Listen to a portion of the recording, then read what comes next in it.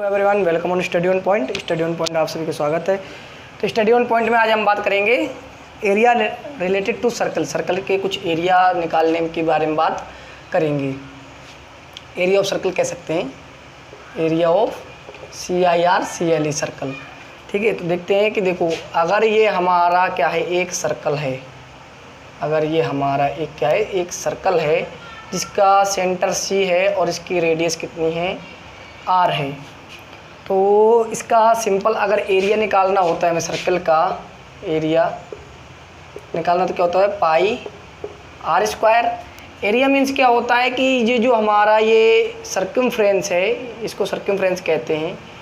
ये सर्कमफ्रेंस है, इन्होंने कितना एरिया इनक्लोज्ड कर रखा है। ठीक है, area enclosed in a curved line. ठीक है, मतलब एक कर्व्ड लाइन में, एक कर्व्ड जो लाइन है उसमें कितना एरिया कवर कर रखा है, वो हमें निकालना हो तो कैसे निकालते हैं, पाई R स्क्वायर से निकालते हैं।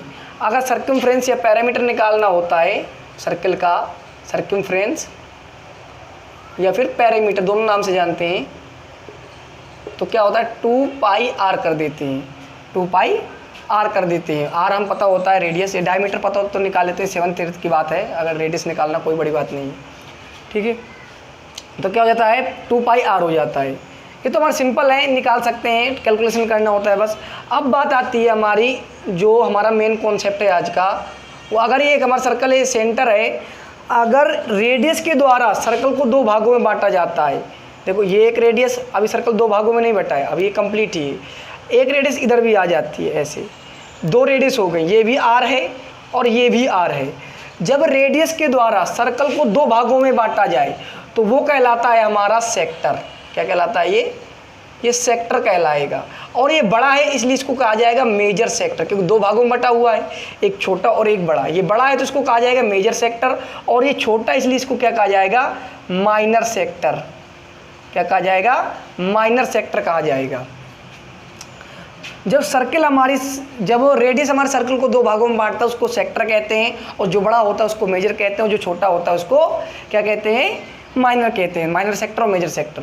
तो जब इनका एरिया निकालना होता है हमें, जब सेक्टर का एरिया निकालना हो, मान लेते हैं कि ये एक पिज़्ज़ा था और इस पिज़्ज़े में हमने क्या किया, एक स्लाइस खाया, एक स्लाइस का जो कोण है ये 60 डिग्री का। यहाँ पर जो एंगल बन रहा है, 2 चीज़ें पता होनी चाहिए सेक्टर का एरिया निकालने के लिए। एक तो यहाँ पर बनने वाला एंगल, उसको हम थीटा से डिनोट करते हैं, थीटा पता होना चाहिए, और एक इसकी रेडियस। तो जब हमें क्या पता होना, एरिया निकालना होता है सेक्टर का, तो एरिया ऑफ सेक्टर क्या होता है, क्या लिखते हैं, एरिया ऑफ सेक्टर हो जाता है हमारा, जितना एंगल है, एंगल का रेशियो निकालते हैं कि 360 में से, कितने में से, 360 डिग्री में से कितना एंगल लिया हमने, 60 डिग्री एंगल लिया है। मतलब कितना घुमा है, 360 में से केवल 60 डिग्री घुमा है, उसका एरिया निकालो। तो एरिया क्या होता है, पाई R स्क्वायर।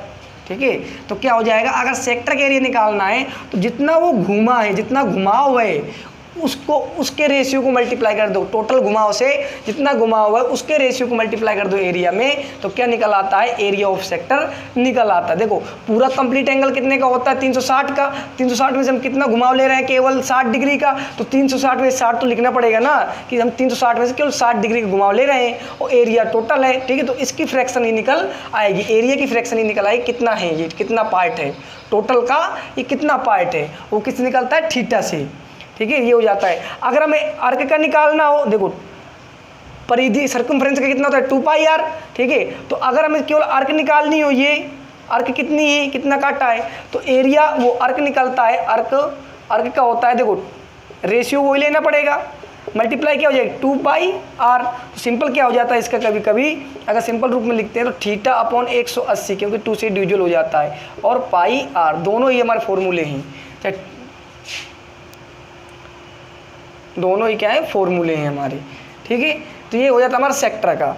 अब इसके बाद आता है हमारा सीजमेंट। ठीक है, इसको क्या कहते हैं, सेक्टर या आर्क निकालना। ठीक है, इसकी एक क्वेश्चन करके देखते हैं। ठीक है, ये आप नोट कर सकते हैं। ठीक है, एरिया 360, यहाँ पर थीटा लिख देते हैं, थीटा अपॉन 360। थीटा मतलब जितना भी हमारा एंगल दे रखा होगा, थीटा अपॉन 360, 60। ठीक है, मतलब 360 से 360 में थीटा को रेशियो ले लेंगे। अब मानते हैं कि यहाँ पर 60 डिग्री का एंगल था और यहाँ पर 21 क्या थी हमारी रेडियस थी, तो हमारा एरिया कितना हो जाएगा। तो देखो थीटा कितना है 60/360 मल्टीप्लाई पाई कितनी हो जाएगी 22/7। ये तो पाई हमारी दे रखी होगी कितनी लेनी है, ये 22/7 ले लो। फिर क्या हो जाएगा 21 × 21 मतलब r का स्क्वायर। तो 7 3 21 और ये हो जाएगा हमारा 0 0 कैंसिल 1/6। तो ये कितना हो गया, तो ये हो गया 1/6 मल्टीप्लाई 22 मल्टीप्लाई 21 मल्टीप्लाई 3। इसको हम अगर वो करते हैं तो ये कैंसिल हो जाएगा 2 और इससे हो जाएगा 11।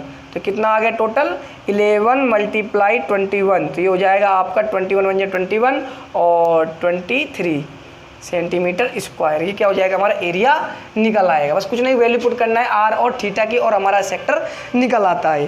तो इस प्रकार से हम क्या निकाल सकते हैं, सेक्टर निकाल सकते हैं।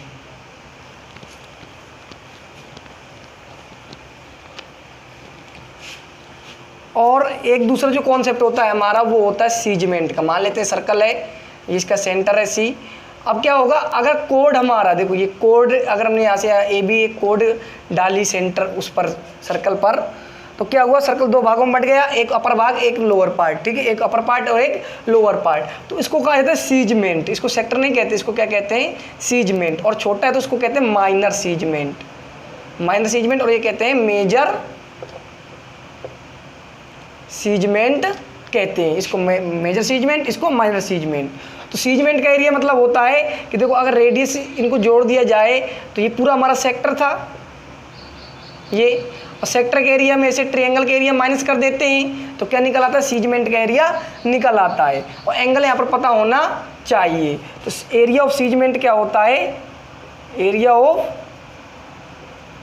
सीजमेंट होता है कि जिस सीजमेंट का एरिया निकाल रहे हैं तो वहाँ पर जो एंगल बन रहा है तो θ/360 पाई आर स्क्वायर, इधर लिख देते हैं यहाँ पर एरिया ऑफ सीजमेंट, एरिया ऑफ